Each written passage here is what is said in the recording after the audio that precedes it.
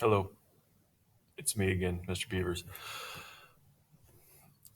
To brush my hair to the side.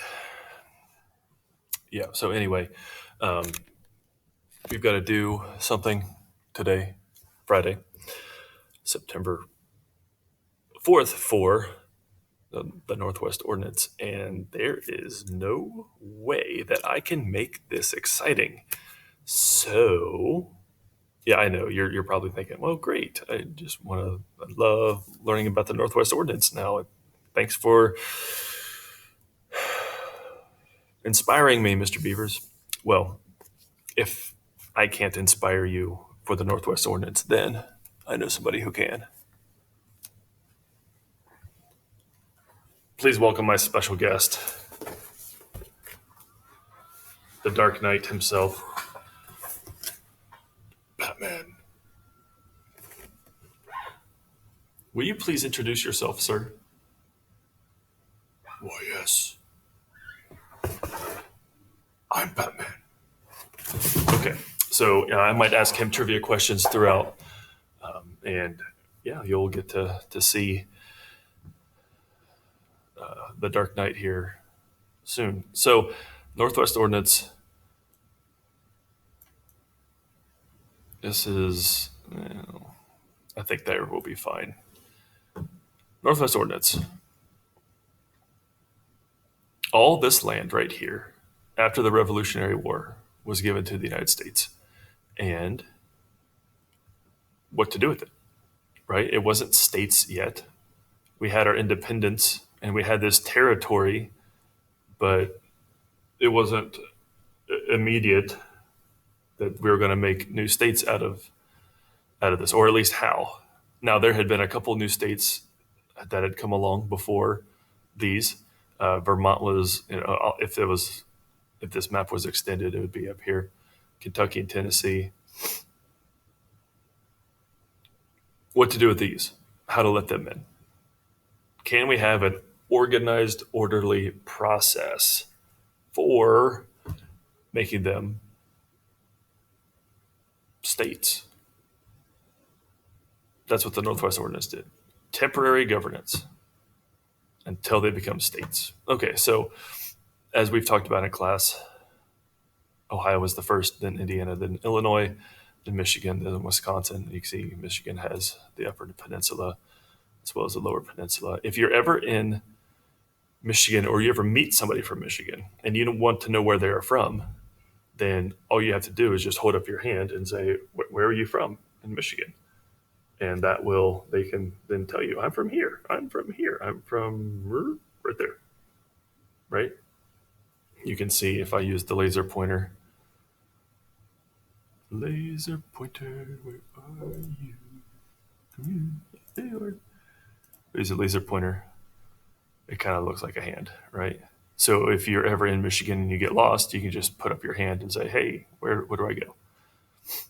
Okay. Now, that is not relevant. So Batman is over here telling me to get back on track. So if you look right here, you'll see Northwest Ordinances of 1785 and 87. This one has been called more often the Land Ordinance of 1785. The Northwest Ordinance of 1787 is the one that we really care about for the end of course exam. But just so you know how the Land Ordinance divided up the Northwest Ordinance, the Land Ordinance of 1785 basically surveyed the these territories and plotted them on a grid. So if you were to go down to this part of the Ohio Territory in 1800, they would have had this all gridded out already. So you would know where you are, going to visit, or if you're going to live, you have a certain plot in Township 5. Notice one township was always supposed to be divided up into 36 1-mile square blocks. The sale of Section 16 was supposed to go to help raise money for public schools. So the Land Ordinance of 1785 and later on the Northwest Ordinance of 1787 both had very specific parts in it that would help public schools. And then you can see you can take each section and subdivide it into smaller sections. So if you did not want to buy a whole, this is 640 acres. If you didn't want to buy an entire block, you could have smaller sections and down to a quarter section of 40 acres. So that's how they helped this right here become settled in a very organized manner. Okay, so what do you need to learn about the Northwest Ordinance according to the end of course exam? I'm going to put me down here. Remember, the content statement is the main idea. The content elaborations are the details. The expectations for learning is the skill that they want you to walk away with. By the end of this, can you explain the precedents for governing the United States that were established by the Northwest Ordinance? And notice this word right here, precedent. Do you remember what precedent means? I think the Dark Knight knows. Yes, precedent means somebody does something first, and then other people follow after. Did you ever set a precedent, Batman? Yes, I was the first to fight, to have the guts to fight the people of Gotham, the bad guys of Gotham, and then the good citizens of Gotham followed after. Thank you for setting that precedent in your fictional town. I appreciate that, sir. So I'm just going to read through this with you because I think it's very important that we know, because this we know what this says, because this is exactly what they will look at when they make text questions for the end of course exam. So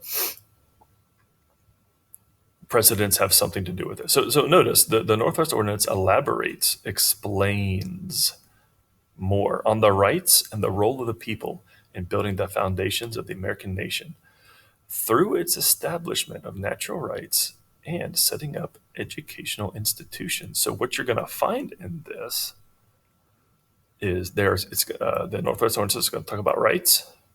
It's going to talk about education.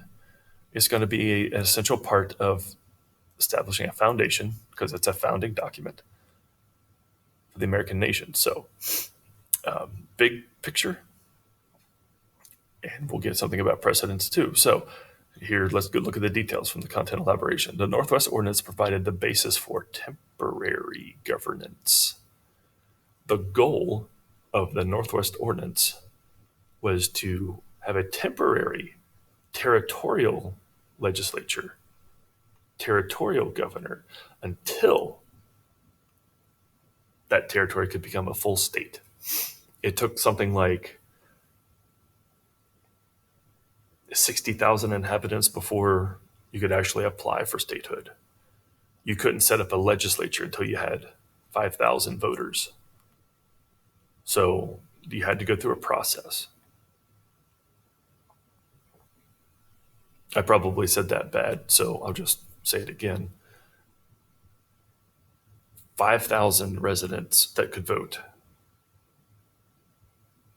And those 5,000 people could elect a territorial legislature. Then that territorial legislature can apply for statehood once the territory has 60,000 people.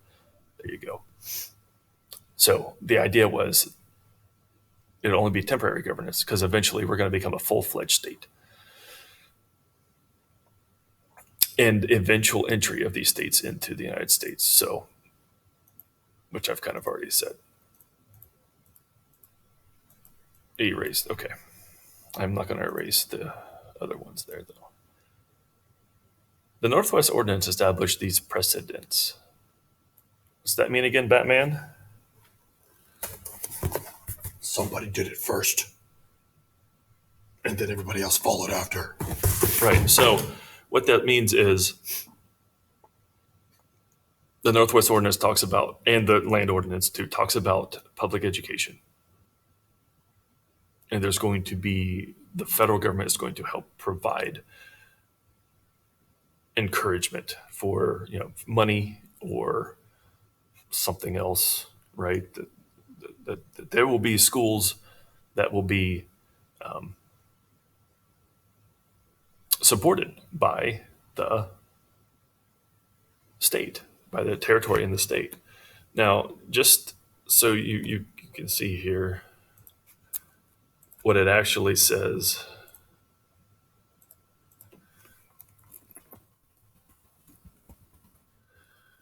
Ordinance text. What it actually says about public schooling. And I think this is interesting. Document transcript. Oh, we're right here. Okay. I'll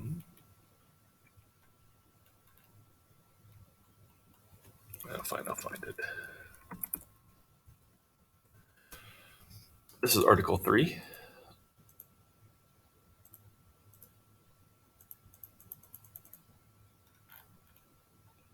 Religion, morality, and knowledge.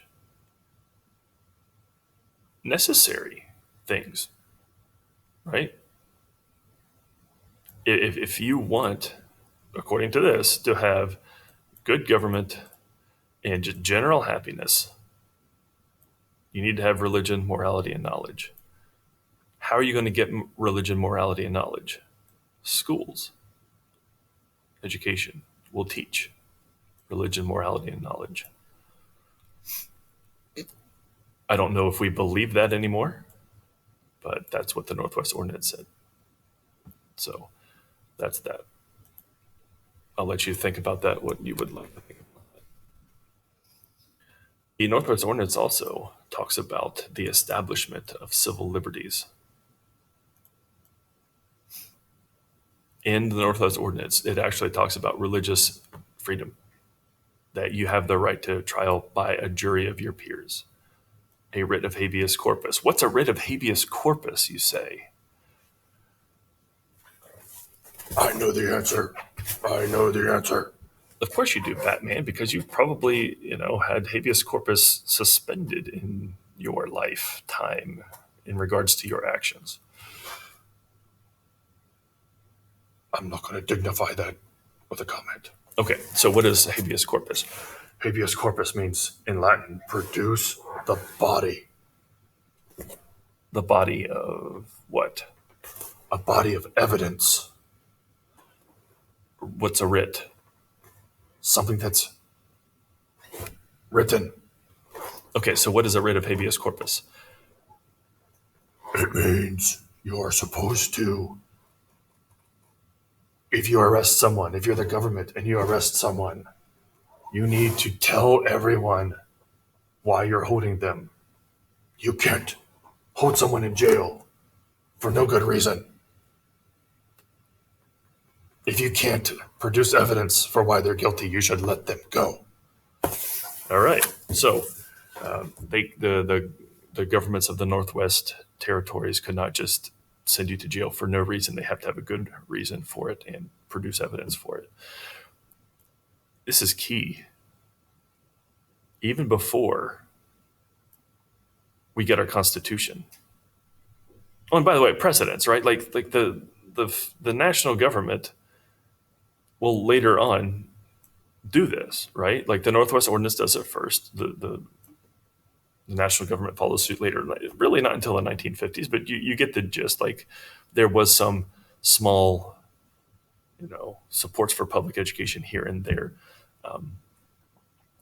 Basically, a lot of times, this land was sold, and then maybe a school would be put on it or near it, and you could see if the school was here, it would be kind of central to and then kids could go there. Like if you go to any of the townships around here, the older ones, the older school buildings, like out at Logan Elm, their elementary schools are like 100 years old. They're pretty much central to the township, right? So there's definitely some precedence for education here.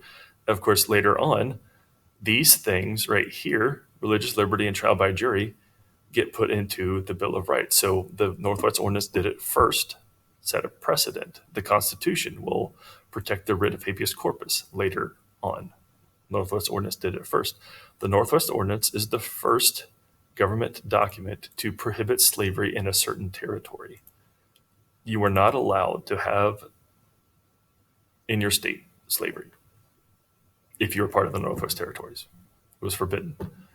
That was a precedent set. And then that precedent was followed suit later on, like in the 13th Amendment. The 13th Amendment, after the Civil War, actually it was passed during the Civil War, ratified after the Civil War, but passed during, forbids slavery. So the Northwest Ordinance did it about 80 years before. 1787, 1865. State governments were to be republican in nature. I want to interject, and I want to say that does not mean Republican Party. So what you're saying is that the state of Ohio does not have to have a Republican Party, a governor from the Republican Party. That's exactly what it means, Mr. Beavers. Exactly. Okay. What that means is a Republican government means the people are the source of power. In other words, you need to have kind of another word for Republican is democracy. The point is the state governments can't have a dictatorship. A state government can't have like the church be the government. It has to be a government by the people. This phrase that state governments were to be Republican in structure was repeated in the U.S. Constitution later. So we have here at least 4 different bullet points that have to do with precedents set. I'm going to end this screencastify here because you'll get more. Actually, I'm going to turn this into an ed puzzle, so you get the gist.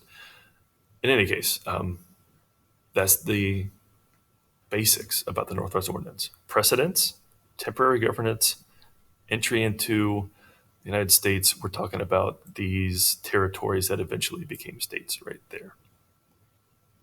Thank you very, very much for attending my TED Talk.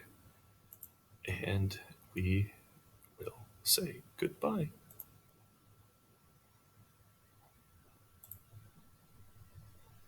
Am I still recording? Yes, you're still recording. Aha.